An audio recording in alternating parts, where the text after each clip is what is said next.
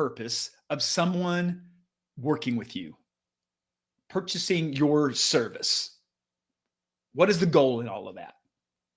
Now you might say, well, Bill, the goal of that is that they've purchased the service. Uh, and I would say yes and no to that. And so if you're a local service provider, I'm encouraging you to hang with me on this video, because I think it's something that will definitely help you in your business to kind of maybe shift your thinking around from what I call a transactional mindset versus looking at it from a relational standpoint or mindset from that. So here's the thing. A lot of us, whether you're in real estate, mortgage, insurance, financial services, doesn't matter. Most of all of us look at this and kind of go, okay, if I'm in real estate, and the kind of my goal is I'm looking to get someone to either purchase a home with me or sell a home with me, right? Primary. I mean, we can have investors, we can have that, but those are the primary things. And when we look at it through that, is like that one-off service, meaning is like, oh yeah, they hired me and I was able to help them do that, and that kind of ends there.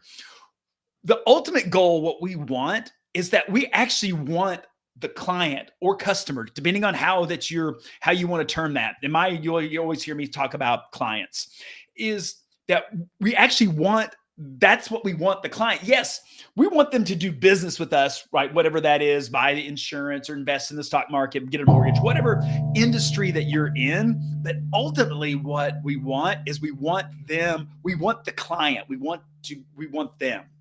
Why is that more important than them just getting the service from us? The reason for that is and there's multiple reasons in this, is that number one, when we get them when they become a client of ours, right? Here's my great drawing. We're going to draw our client here. They're happy, right? Because they're doing business with us. They are our client.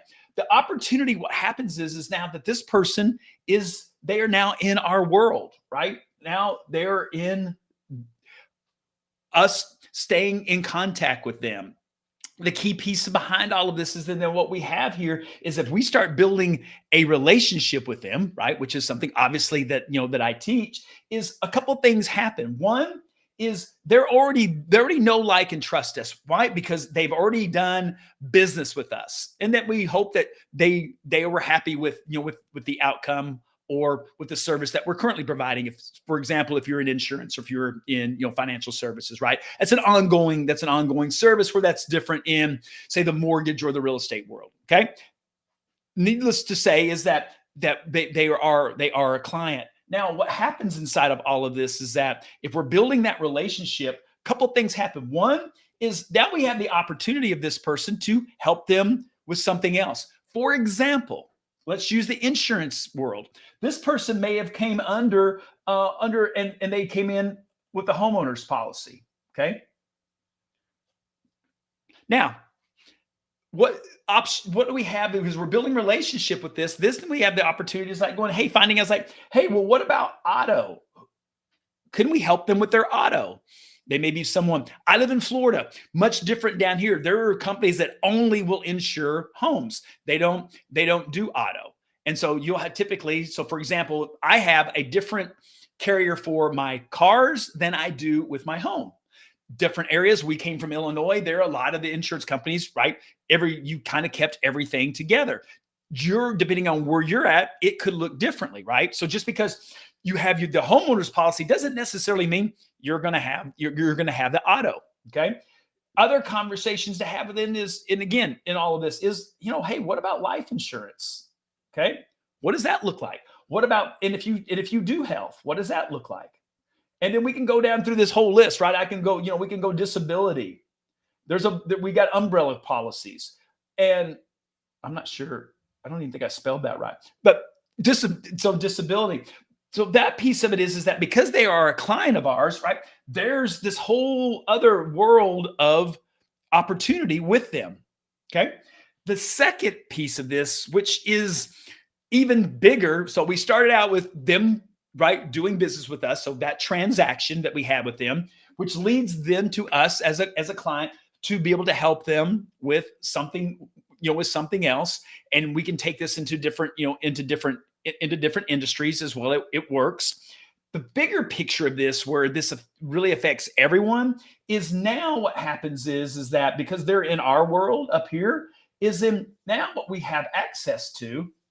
We have access to all of these other people, right? A bunch of them. Who are these people? This is the network. These are the people that on average, if you hear me talk about this, on average, everyone knows 250 people in their sphere. People, arguably it is more than that. But just to be realistic in this, is I've looked at different studies, and on the average, right, some will say more, but on the low end, everyone's going to know at least 250 people. The beauty of this is that by having them as a client, right, they are in our world, we have access to these people. And when we do a great job with them, we stay in contact with them. Obviously, something I teach, if you guys have been in my world for a minute, that's the world. That's what I teach, is people how to stay in contact, how to build these relationships, right? How to bring value to people, how to have conversations around referrals. If I'm bringing people, so my client, we're taking care of them, we're staying in contact with them, and then now all of these other people, that we have the opportunity to tap into them. And this is the thing, is where so many times, and I'm guilty of this as well. And in my early on in my business, and you guys have heard me talk about that. And when I first was in my real estate business, which started almost 20 years ago, I was very much more transactional in it, where I was like, and I missed, like, I was missing this whole piece. I was getting a piece of the pie, but the issue of it is that I was missing out on all the rest of the pie. Why? Because I was looking at it more transactionally. We're like, hey, I got these people to either buy or sell a home with me. That was great. And I moved on from there, right? Then I'm on to the next person.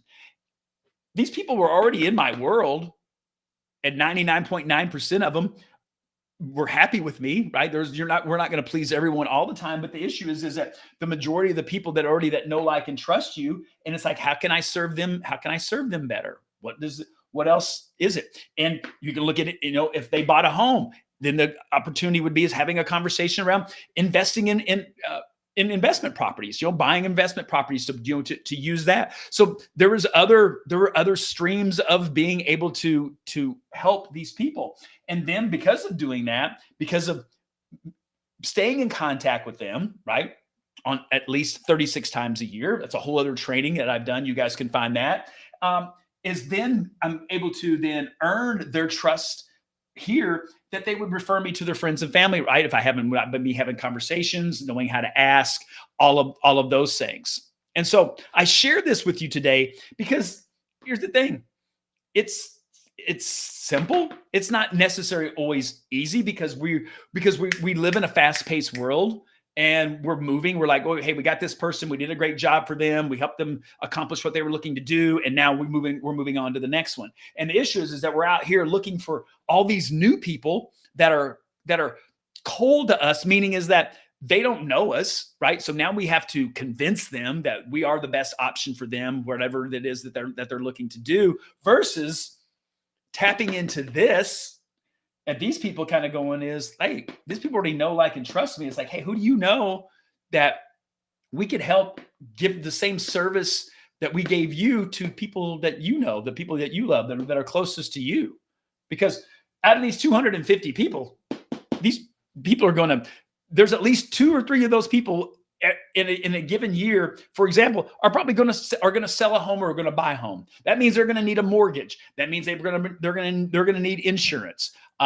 There's, from the standpoint, there's going to be a percentage of these people that are going to decide to invest, right? So they need financial services.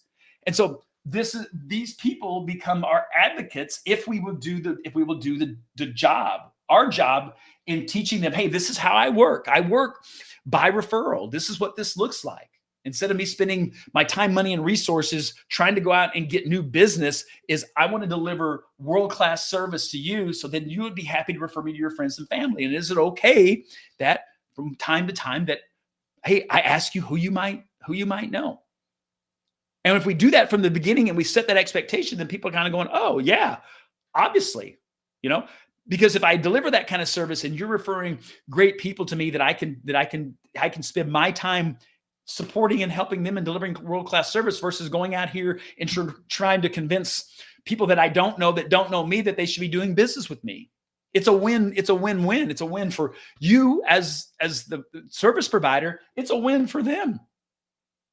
Because then you can answer your phone. You can be looking out for their best interest, right? Watching the market, watching things in this versus like, I got to go out and generate like new business because we got to have new business. But if we do it this way and then we explain this, right? This is how we work. This is how we refer. How to refer us, what we're looking for. It's our job. It's our job to do that. This is all out there. It exists. Trust me. I've done it in my own business I've been for over 30 years. I've had my clients that do this. I didn't create it. Like I didn't create this concept. I learned it. And then it's like, just do it. And then it's like, oh, okay.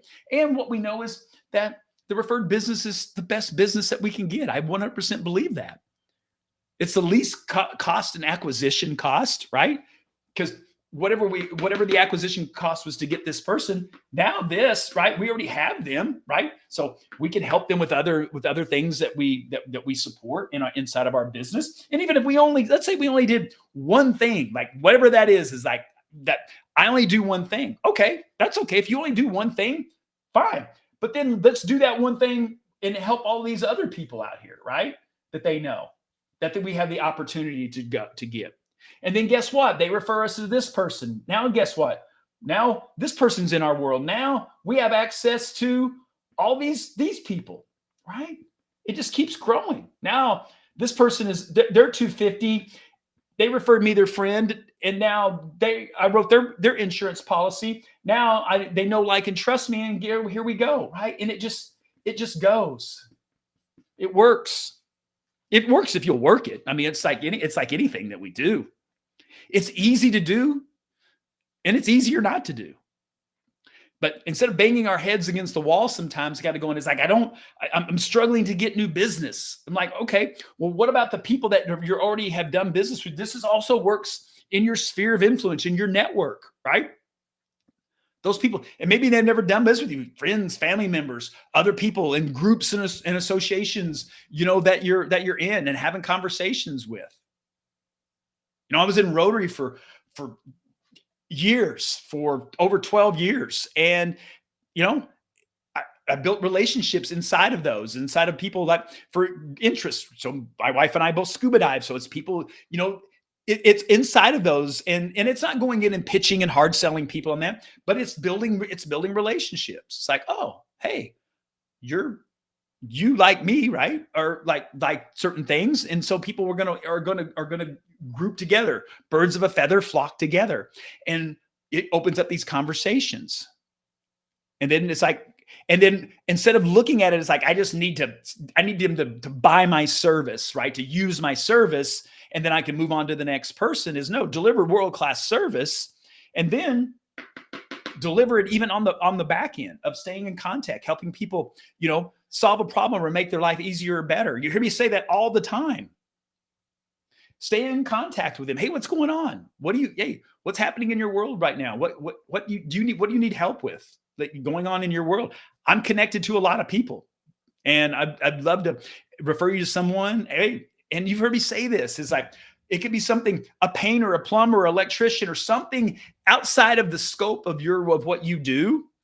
Because that's usually where the bigger value is like, calling them every month and asking them, about, insurance or whatever, right?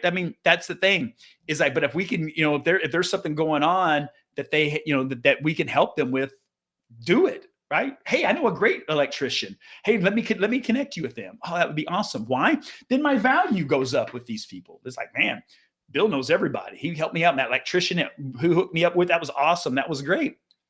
You want to keep those people in your life. You want to keep those people in your life. You want to keep those people close to you.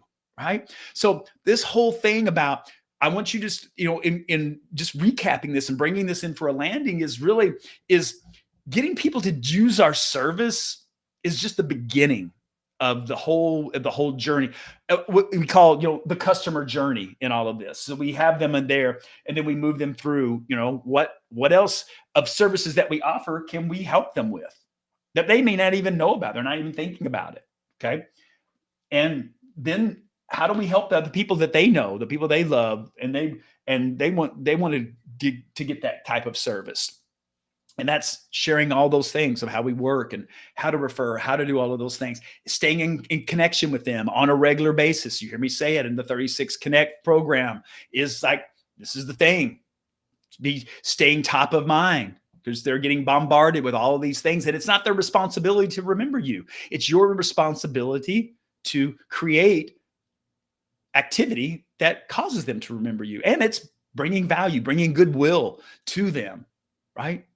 Solving a problem, making their life easier or better in some way.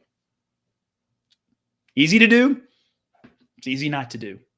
We all get to make a choice around that. So I hope that was helpful for today.